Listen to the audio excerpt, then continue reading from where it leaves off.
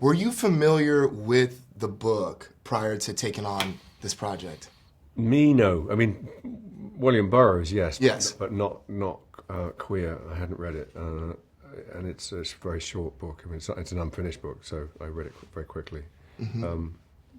Same. Yeah, I was familiar with Burroughs and Junkie, obviously, and Naked Lunch, and but yeah, hadn't read the book. But yeah, same. Very, very quickly. I think it was like a day and a half. Just barreled through it. Yeah. That long? Day and a half? I was trying to make you feel better. And so, Slow reader, and his lips move. Yeah. Say it out loud. Yeah. months before you all started filming, you all did some dance We training. did, yeah. So tell me about that. Well, I mean, as you know, in the film, it's a kind of an important section, and with this ayahuasca trip that we do at the end of the movie, which is not in the book, and in fact, it's something that Luca wanted very much to be in the film, and also how to portray that on celluloid. How are you going to show somebody having a trip? It can be bad. Yeah. Let's be honest. And so we worked together before shooting and while shooting. Most of our days off were spent in a studio working on the dance with these brilliant Solion and Paul Lightfoot, who just are just geniuses, genius choreographers, and we got the chance to work with them and figure this thing out, and it just became this. It was another kind of acting. It felt like you know, we weren't saying dialogue to each other. We were moving with each other, and that became a kind of yeah. What an experience! I've never done anything like it. Yeah. How much did you feel like it impacted your work when you got on the set? I think it did. You know, it was a different way of expressing ourselves, and I think it, at least for me, it helped me get a little bit out of my head and just like get it into So the did you body. feel more free? Yeah, I think exactly, so. yeah. You know, and you know, I've never moved my body like that before. I was you know in a pretzel and some way. I was like, what the hell? I didn't know I could do that. But yeah, I think. I mean, anything you do outside of the work, of course, is supposed to inform your work. But this felt, kind of emotionally connected in a way.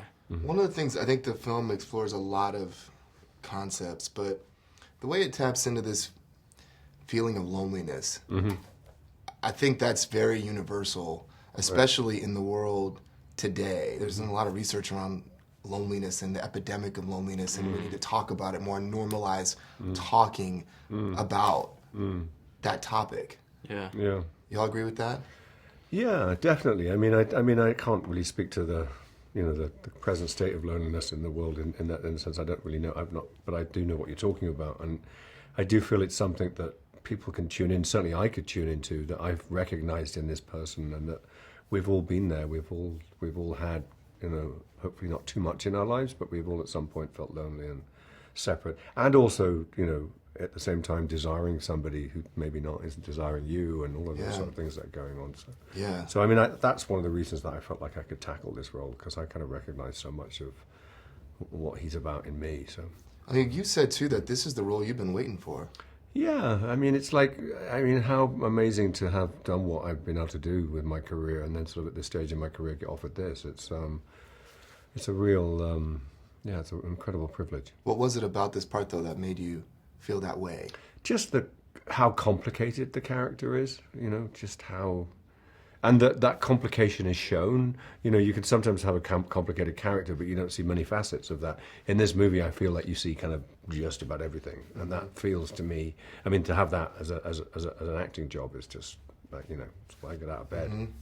We got to talk before we go about the fashion, because there's some great style. Were you all involved in the selection and just the concepts of what your characters would wear? Yeah, well, we had the great Jonathan Anderson come on board for this, and yes, I definitely involved, but for me, I was like, it's in your hands, you know, put your touches on it. I know your intuition's going to be better than mine, but Jonathan from the jump was very collaborative, wanted our input, and all the every kind of article of clothing is from the period, down to the socks and underwear. It has meaning. Yeah. I mean, he wanted to imbue each piece with meaning. I mean, the clothes I'm wearing of the period, they're Brooks Brothers suits. They've been worn. They've been worn for a long time. They've got history in themselves. All of that, and that that's all sort of subtly done. And then costumes that Drew are wearing, which are translucent, and he's this opaque character. It's all carefully filtered into the film. And what about the glasses? Is it true there were 40 pairs of glasses? I mean, I think I went through about 30-ish options until we found the right ones. But That's because he's very difficult. That's very difficult to work with. Yeah. And it's my. They showed me a pair, and I went, "That's great. That's them." Yeah. I was like, no.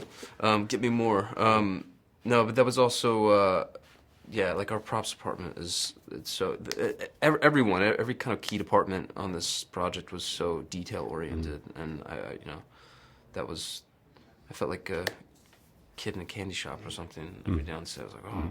And you two, I can imagine, given the sexual nature of these roles, the intimacy, the vulnerability that had to be shared between you two really seem to have built a trust and a respect and a vulnerability, which is much needed in taking on roles like this. For sure, yeah. We just laughed a lot as well. I mean, we had to. I mean, I think that was important that we sort of like kept our sense of humor through the whole thing, because we're dealing, the awkwardness of filming certain scenes is like, it's just what it is. They're awkward. It's awkward to do, but it's we just set out to make it as real as we possibly could and keep it emotionally connected, so that they're not kind of there for no reason. They're there to show the audience what the next progression in these people's relationship. Do you get into award season buzz? Do you get into the folks talking about Oscar buzz with this? How do you process that? I don't know. I don't know. How do you process it? It's all gravy. I'm gonna use that. Yeah.